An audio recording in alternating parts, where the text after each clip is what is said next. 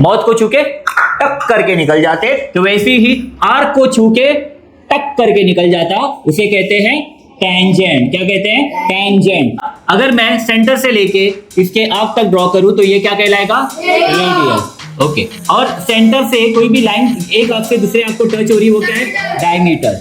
Okay, और एक arc से दूसरे आर्क विदाउट सेंटर टच हो रही है, तो ये क्या है? कॉर्ड। क्या ये? कॉर्ड। और डायमीटर को हम लोग बोलते हैं लॉन्गेस्ट कॉर्ड। क्या बोलते हैं? Longest chord. डायमीटर भी कॉर्ड की तरह, लेकिन क्या है ये? Longest chord. नेक्स्ट, मौत को छू के टक करके निकल जाते, तो वैसे ही आर्क को छू के टक करके निकल जाता, उसे कहते हैं टेंजेंट। क्या कहते हैं? टेंजेंट। और सर्कल के थोड़े हिस्से से लाइन पास होती है, दो आर्क को टच करके क्रॉस करती है, इसको कहते हैं सीकेंट। ये जो पूरा है, ये क्या है तुम्हारा? सर्कमफ्रेंस। क्या ये? सर्कमफ्रेंस। ये दिख रहा है लाल हिस्सा, ये छोटा हिस्सा है, और ये जो ग्रीन वाला है, ये क्या है? बड़ा हिस्सा। छोटे लोग को क्या बोलते हैं?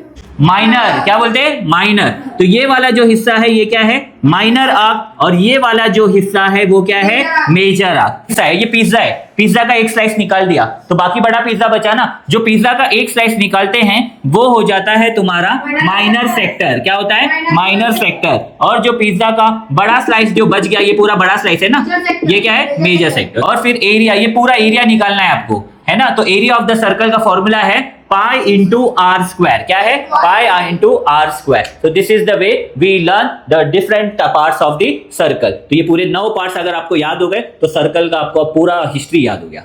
Okay, A to Z circle आपको समझ गया।